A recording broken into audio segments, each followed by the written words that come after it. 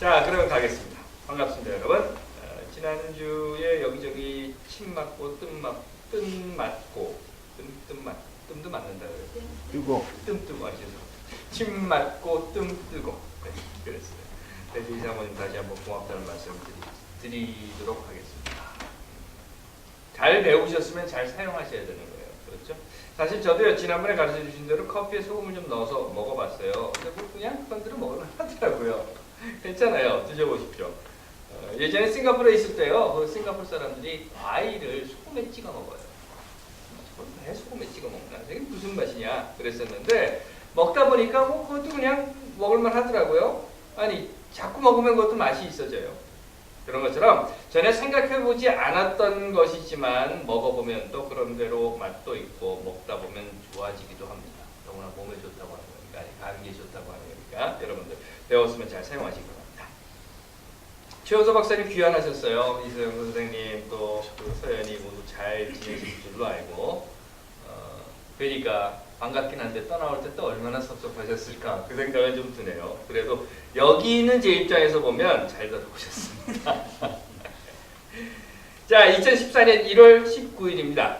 레위기라고 하는 성경이 있어요. 구약 성서 중에 들어있는 책인데요. 그 안에 이런 이야기가 있습니다. 원수를 갚지 말며 동포를 원망하지 말며 내 이웃 사랑하기를 내 자신과 같이 사랑하다. 이런 겁니다. 우리가 잘못 이해하고 있는 것 또는 잘못 듣고 있는 것 중에서 특히 기독교 교리 중에 하나는요, 사랑의 개념이라고 하는 것인데, 그래서 보통 우리는 뭐라고 생각을 하는가 하면 기독교의 사랑이라는 것은 예수 그리스도 이후에 나타난 말씀이라고 생각하고 있습니다. 하지만 분명한 것은요, 성경은 이미 오경에서, 그러니까 구약성서, 예수 이전에 훨씬 이전부터 예수 그리스도 이후에 나타났다고 사람들이 그저 생각하고 있는 사랑이라고 하는 개념을 가지고 있었던 겁니다. 이미 오경에서부터. 창세기, 출애굽기, 레위기, 민수기, 신명기 이 5권의 책인데 그 중에 특별히 레위기라고 하는 것, 제사법과 율법이 담겨있는 이 책 안에 좀 전에 제가 읽어드린 바로 그 내용이 들어있어요. 그 말은요, 나중에 예수가 내 이웃을 내 몸과 같이 사랑하여라 하는 이야기는 예수가 창작해낸 것이 아니라 그 이미 이전에 1000년 전, 2년 이전에 아니죠. 대략 보면 뭐 한 8세기라고 하니까 한 그 이전부터라고 하면 여하튼 그 1000여 년 전 이전부터 있었던 이야기를 예수가 인용해서 사용하는 것뿐이라는 겁니다. 물론 레위기에서 이야기했던 그 사랑이라고 하는 것이 구체적인 삶의 방법으로 나타난 것은 신약시대의 예수를 통해서요. 그렇기 때문에 우리가 일반적으로 구약은 율법이고 신약은 사랑이다 라고 하는 것은 잘못되어 있는 것이고, 성경은 처음부터 우리에게 사랑을 가르쳐 주었지만 다만 그 당시 사람들이 사랑을 이해하지 못했기 때문에 사랑의 자리를 율법으로 대신하고 있었던 것뿐이라는 것입니다. 그러니 이제 예수 이후에는 우리들이 보아야 하는 것은 율법이 아니라, 그래서 글로 쓰여져 있는 법이 아니라 사랑으로 살아야 한다라고 하는 것으로 다시 정립되어야 합니다. 그렇다고 하면 사랑의 방법이 무엇인가 하는 거예요. 이 땅 위에서 예수가 그 몸으로 보여주기 이전부터 우리에게 알려져 왔었던 내 이웃을 내 몸과 같이 사랑하라는 것. 그런데 이 내 이웃을 내 몸과 같이 사랑하라고 하는 그 이야기를 우리가 들으면서요, 때로는 잊어버리고 있는 것이 있습니다. 그것은 뭔가 하면 내 이웃을 내 몸과 같이 사랑하라 라고 하는 이 말에서 우리는 늘 내 이웃을 사랑하라 하는 말을 더 큰 모습으로 보아왔지만, 사실은요, 내 이웃을 사랑하려고 하면, 그리고 그 앞에 나와 있는 것처럼 내 몸과 같이 사랑하려고 하면 사실은 내 몸을 사랑하는 것을 알아야 한다는 겁니다. 다시 말해서 여러분들께 말씀을 드리고자 하면, 내 이웃을 사랑하기 위해서는, 즉 너처럼 내 이웃을 사랑하기 위해서는 내 스스로 먼저 사랑하는 것을 알아야만, 내가 너를 어떻게 사랑하는가, 나를 어떻게 사랑하는가 하는 것을 알아야만 이웃에 대한 사랑도 할 수 있다는 거예요. 하지만 나를 슬쩍 사랑이라고 하는 개념으로부터 빼버리고 나면, 그래서 나를 사랑함이라고 하는 것을 슬쩍 옆으로 치워놓고 나면 이웃을 사랑한다고 하는 그 말이 그럴듯하게 들릴 수는 있겠지만 방법 면에서는 나타나지 못한다는 거예요. 다시 말해서 내 이웃을 내 몸과 같이 사랑하라. 이 말은 늘 하면서도, 그래서 이웃 사랑을 늘 강조하기는 하면서도 내 사랑, 즉 나에 대한 사랑은 어디론가 사라져 버렸다는 겁니다. 그러다 보니까 이웃을 사랑하는 말은 알지만 그러면 어떻게 라고 하는 방법이 튀어나올 때는 깜깜해져 버리고 만납니다. 이번에 박근혜가 인도에 갔다고 해요. 그 인도에 가서 마하트마 간디 묘소에 가서 방명록에다 이렇게 썼다고 합니다. 보신 분들도 계시겠지만 제가 그대로 읽어드리면 이런 거예요. 마하트마 간디님이 생전에 추구했던 정의롭고 평화로운 인류 사회가 구현되기를 바랍니다. 이 문구를 보고 이제 말들이 많아요. 저 역시 그랬습니다. 도대체 박근혜가 무식한 거야? 아니면 미친 거야? 그런데 가만 생각을 해보면요, 이해가 가는 부분도 있어요. 왜냐하면 박근혜 자신이 정의라든가 평화라든가 이런 것에 대해서 모르는 거예요. 아니, 단어는 알겠죠. 하지만 스스로 정의를 행하는 또는 평화를 이루는 방법에 대해서는 자기 자신이 지금 모르고 있는 겁니다. 그러다 보니까 그냥 아무 생각 없이 정의롭고 평화로운 인류사회 이렇게 쓰는 거죠. 마찬가지로 내 이웃을 사랑해라. 그러면 어떻게 사랑하느냐?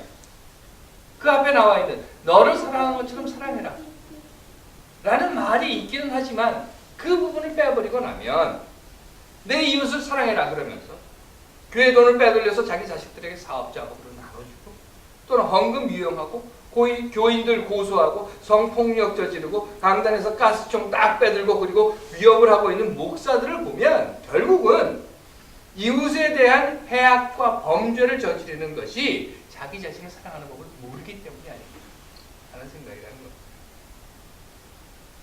사도 요한은요, 그가 쓴 첫 번째 편지에서 이런 이야기를 해요.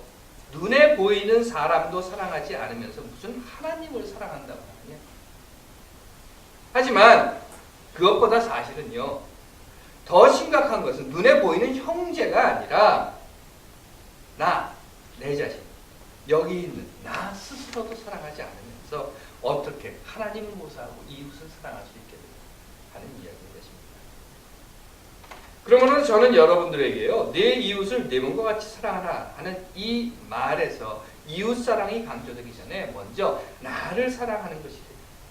나를 사랑하는 것부터 생각해 봐야 한다라고 하는 말씀을 드리고 싶습니다. 그 말은 이웃 사랑 전에 나부터 사랑합니다. 나를 사랑하지 못하는 사람은 이웃도 사랑하지 못합니다. 하나님께서 사랑하시는 여러분, 먼저 여러분들을 스스로 사랑하십시오. 그렇다면 어떻게 사랑해야 할까요? 저는 몇 가지 생각을 해봤어요. 그 첫 번째 것은 저는 이렇게 생각합니다. 내가 내 것이 아니라는 것을 깨닫는 것이 나를 사랑하는 겁니다. 여러분들도 자동차 렌트 해보셨죠?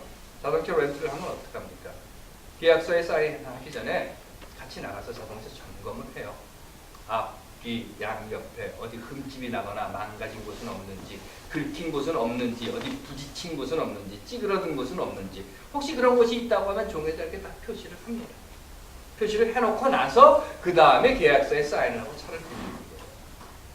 그런 후에 반납을 할 때는 어떻게 해요? 처음 빌렸을 때의 그 상태 그대로 돌려줘야 하는 겁니다. 만일 내가 그 차를 빌려서 타고 다니다가 어디를 꽝 박았거나 긁었거나 이렇게라도 했으면 그건 누구 책임인가 하면 다 내 책임입니다. 기독교 신앙, 그래서 우리는 하나님으로부터 왔다. 우리의 주인은 하나님이다. 이런 것이 아니더라도 또는 신체 발부는 수지부모다 하는 이런 이야기를 하지 않더라도 우리의 몸은요, 누군가로부터 받은 겁니다. 내 몸은 내 거니까 내 마음대로 할 수 있어. 이렇게 말한다면 그건 속된 말로 웃기는 소리일 뿐입니다. 여기 계시는 어느 누구도 혼자 세상에 오지 않았어요. 아니, 여기 있는 어느 누구도 이 땅 위에 사는 모든 어떤 사람들도 혼자 세상에 오지는 못합니다. 다시 말씀드리면 여러분들의 몸은 누군가로부터 받은 거랍니다. 그래서 한국 사람들은요, 이런 이야기를 합니다. 사람이 죽으면 돌아가셨다. 어딘가 가기는 갔는데 어디로 갔는지 왔던 곳으로 갔다는 거예요. 그래서 그곳으로 돌아갔다라고 이야기를 합니다. 여기에 있다가 그리로 돌아가는 거예요. 그것이 하나님이든 그것이 극락이든 그것이 조상들이 계신 곳이든 어딘가 즉 왔던 곳으로 돌아가는 겁니다. 그리고 그 돌아간 곳에서 우리는 무엇을 하는가 하면 반납하는 거예요. 자동차 렌트해서 잘 사용하고 다시 그 자동차 렌트한 회사에다가 갖다 반납하는 것처럼 우리도 어딘가로부터 와서 잘 사용하고 다시 돌아가서 그곳에서 우리를 반납하는 겁니다. 어디 찌그러진 곳은 없는지, 어디 긁힌 곳은 없는지, 상처난 곳은 없는지, 구멍난 곳은, 못 쓰게 된 곳은 없는지 확인을 하고 우리 스스로를 점검하고 반납하는 겁니다. 아름답고 귀하고 소중한 사람의 모습으로 빌려온 여러분들이에요. 그렇게 빌려온 그 모습 그대로 언젠가는 렌트 기간이 끝나면 되돌려줘야 하는 겁니다. 난 내 것이 아니다. 이것이 나를 사랑하는 첫 번째 방법이라고 저는 생각해요. 또한 나는 매우 소중한 존재다라고 하는 것을 깨닫는 것이 나를 사랑하는 방법이라고 생각합니다. 천하보다 귀한 것이 바로 여러분들입니다. 하지만 그걸 잘 몰라요. 내가 얼마나 소중하고 귀한 존재입니다. 그래서는 내 것보다 남의 것이 더 좋아 보이고 예뻐 보이고 아름다워 보입니다. 우리들 하는 말 중에 이런 거 있죠. 남의 떡이 더 커. 여기 영어에도 그런 말이 있더라고요. 남의 케이크가 더 커 보인다. 그런 걸 보면 결국 동서양을 막론하고 사람들은 누구나 다 똑같이 남의 것이 더 좋아 보이는 모양입니다. 저와 같이 학교를 다니던 여학생이 하나 있었는데 그 학생 이름이 순덕이었어요. 순덕. 이 아이가 하루는 자기 어머니에게 가서 그렇게 이야기했다고 해요. 하필이면 이름을 지어도 촌스럽게 순덕이 뭐냐고. 그때가 전두환이 그 군사반란을 저지르고 나서 스스로 대통령 자리 차고 앉은 후 얼마 안 되었을 때였는데 그 친구 어머니 하시는 말씀이 왜 순덕이었더냐? 너보다 더 촌스러운 순자도 대통령 만들어만 잘하더라 그러더라는 거예요. 혹시 이 설교를 들으시는 분 중에 순덕이나 순자라는 이름을 가지시는 분 계시면 죄송합니다. 이름에 대한 개인적인 감정은 없습니다. 여하튼 간에 순덕이든 순자든 그 이름이 무엇이든 누구나 다 하나님 앞에서는 평등하고 똑같이 귀하고 소중한 존재입니다. 누가 더 잘난 것도 없고 누가 더 못난 것도 없습니다. 저희 형제가 5인데 어머니가 늘 그런 이야기를 하셨어요. 5 손가락 깨물어서 안 아픈 손가락이 있는 줄 아네? 혹시 6이었으면 어떻게 하셨을까? 6 손가락 깨물어서 이러셨을까? 여하튼 간에 하나님 앞에서 우리들의 모든 모습이라고 하는 것은 이렇게 소중한 존재라는 겁니다. 하나님뿐만 아니라 온 세상에서 여러분들 나는 딱 한 밖에 없는 존재입니다. 천상, 천하, 유아독자 그게 바로 여러분. 예수는 이런 말을 해요. 온 천하를 얻고 너를 잃어버리면 무슨 소용이 있느냐. 누구와도 비교할 것 없이 여러분 한 사람 한 사람이 다 천하보다 귀한 존재입니다. 나는 천하보다 귀한 존재이다. 그것을 깨닫는 것이 나를 사랑하는 또 하나의 방법입니다. 그리고 한 가지 더. 나를 사랑하는 방법은 내가 세상에 온 목적이 있다라고 하는 것을 깨닫는 것입니다. 물론 그 목적이 무엇인지 이미 찾은 사람도 있을 테고 아직까지 찾지 못한 사람들도 있을 겁니다. 하지만 분명한 것은 아주 분명한 것은 정말 분명한 것은 하늘을 나는 새, 들에 핀 작은 꽃 한 송이도 부는 바람도 그저 떨어지는 빗방울 하나도 모두 목적이 있듯이 나도 세상을 살아가는 목적이 있다. 나를 세상에서 살아가게 한 그 누군가가 분명히 나를 통해 무언가 이루고자 하는 목적이 있다는 것. 이것을 가슴에 새겨두십시오. 이것이 바로 여러분 스스로를 사랑하는 방법입니다. 하나님께서 사랑하시는 여러분, 하나님으로부터 또 누군가로부터 대여받은 여러분, 여러분들은 빌려온 거예요.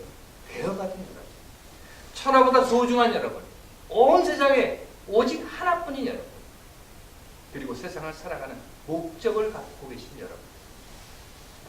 2014년에 첫 달, 세 번째 일요일입니다. 2014년에 첫 달도 이미 반이 지나가 버렸어요. 새해에는 여러분들이 어떤 결심을 하셨든지 먼저 스스로 사랑할 줄 아는 여러분들이 되시기를 간절히 바라는 것입니다. 기도하겠습니다. 하나님, 이웃을 사랑하라 하신 것처럼 나를 먼저 사랑할 줄 아는 우리들이 되게 하옵소서.